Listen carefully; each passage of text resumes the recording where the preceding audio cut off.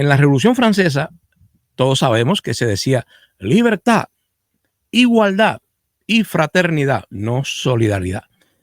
La fraternidad es un sentimiento de empatía hacia todos los hombres. Y como la Revolución Francesa desde el principio tuvo aquella proyección universal que no soportó el Papa, la Iglesia Católica, el antiguo régimen, la ideología del antiguo régimen, se irritó cuando los franceses en aquella revolución proclamaron los derechos del hombre y el ciudadano.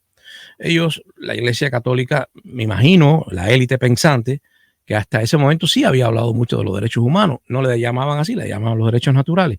Ellos habían hablado de la sacralidad de la persona humana. Y cuando los franceses vienen a hablar de los derechos del hombre, el Papa, obviamente, que tiene una visión universalista, dice, pero ¿cómo una república con un limitado alcance geográfico se atreve a hablar de lo universal cuando ellos tienen que hablar de los derechos, pues, del ciudadano, ¿no? Los franceses sí tenían todo el derecho a proclamar los derechos del ciudadano francés, incluso había que ponerle el apellido, los derechos del ciudadano francés, no inglés, los derechos del ciudadano nuestro.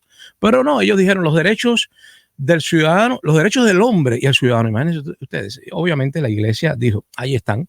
Lo que querían era quitarnos a nosotros para ponerse ellos y proclamarse pues con valores universales. Y la verdad es que sí, después vino Napoleón, y ya ustedes saben las invasiones, las guerras napoleónicas, tratando de imponer ese modelo universal en competencia con los valores del catolicismo, del antiguo régimen. Usted es solidario con sus amigos, con los miembros de su gremio, usted es solidario con los colegas de su oficio, usted es solidario con sus conciudadanos, quizás también con sus vecinos, sobre todo. Usted tiene que ser solidario con sus vecinos, se espera ese sentimiento comunitario, pero usted no puede ser solidario con su adversario. Digamos, en Cuba ahora Cuba empieza un proceso democrático de apertura, se democratiza y hay dos grandes partidos. Hay muchos partidos, se le da oportunidad a todo el mundo, pero hay dos grandes partidos, uno liberal, ¿no?, y otro conservador.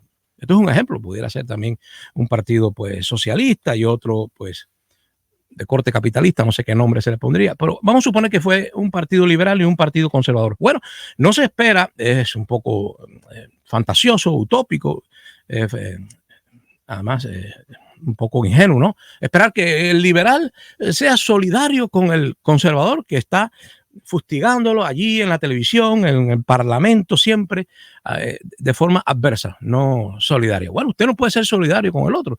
Yo no puedo ser solidario con los comunistas fidelistas de la isla y tampoco espero que ellos sean solidarios conmigo, pero sí pudiéramos ser fraternos.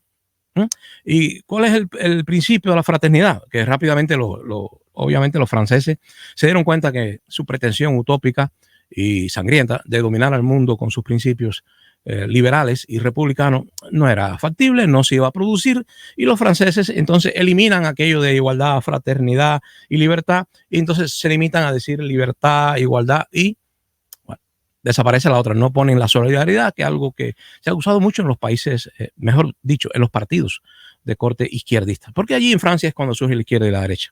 Bueno, siempre existió la derecha, pero al surgir la izquierda en aquella discusión parlamentaria, en la asamblea, pues los otros automáticamente toman su nombre. O sea, como un hijo que al venir al mundo, él convierte a ese otro hombre en un padre.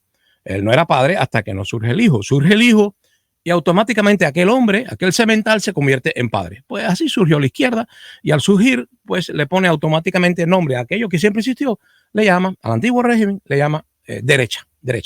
Pero al punto que ya, y voy a compartirlo con ustedes, es que no se puede pretender, es utópico y es engañoso decir que, por ejemplo, nosotros los youtubers, los que estamos siempre pues enojándonos unos con otros, desafiándonos, llevándonos la contraria, y que se supone que siga esto ciertas reglas como el de no involucrar a la familia ni hacer golpes bajos como los ataques personales. Bueno, si el otro youtuber es gordo, flaco, prieto, pálido, no sabe hablar inglés, o tiene un tartamudeo, o tiene la nariz muy grande, muy chica, muy chata, esos son ataques personales dirigidos a un público mediocre.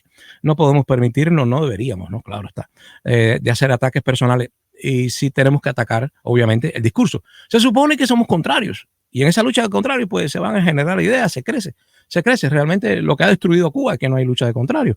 El poder llegó ahí, se sentó, se aburrió y degeneró porque le faltó frente pues una oposición, le faltó la oposición, le faltó un espacio legal a esa oposición y obviamente Cuba se ha convertido en un cuarto mundo casi, ya ni siquiera tercer mundo, un cuarto mundo. Pero al punto que voy, no se puede esperar y es dañino proclamar principios idealistas que no sean compatibles con la realidad. Nuestra realidad es que los cubanos, al menos fuera de Cuba, tenemos una disputa. Algunos creen que se debe revivir el fidelismo. Todavía hay gente que cree que se debe de restaurar todo aquel principio fundado en la revolución, no en la primera, sino en la segunda etapa del fidelismo, del centralismo y la propiedad estatal sobre casi todos los medios de producción.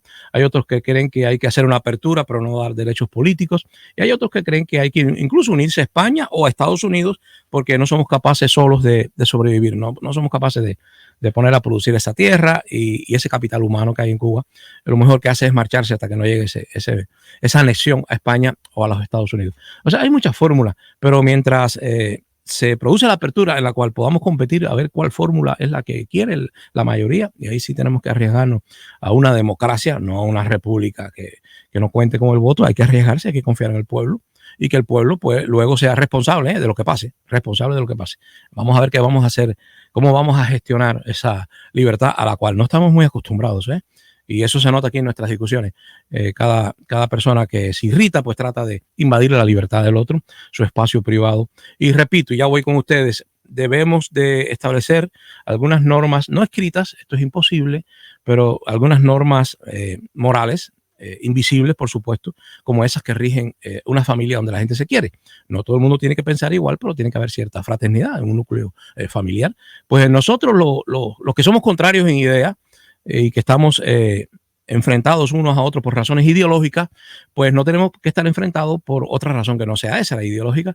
Yo propongo que se respete a la persona humana, que se haga lo que Martí proponía, que era el culto a la dignidad plena del hombre. Ahí se incluye hombre y mujer, ese es el hombre universal, que se le dé culto a esa dignidad y que no se respete el argumento ni el discurso del otro. Yo no tengo por qué respetar el discurso del otro, tengo que respetar su persona, no hacer un ataque personal, mucho menos tocar a su familia, a los seres queridos que no están en la disputa, que no son ni públicos, no hacer eso, tener una ética, una conducta ética que públicamente sea de buena moral y que las nuevas generaciones quieran seguir, pero sobre todo no permitir que la ingenuidad de que la ingenuidad es el idealismo ese de que si uno no está de acuerdo puede ser el enemigo. Eso no es así. Todos podemos caber en una república.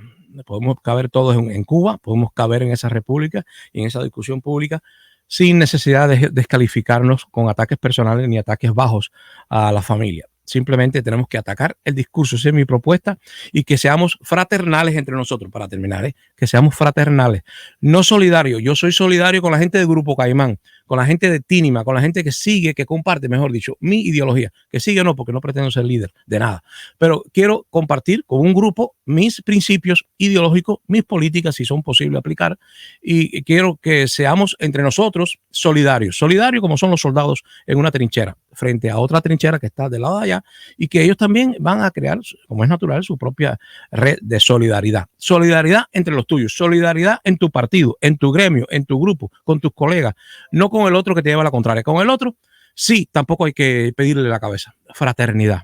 Solidario con los nuestros, fraternos con los que tienen ideas contrarias.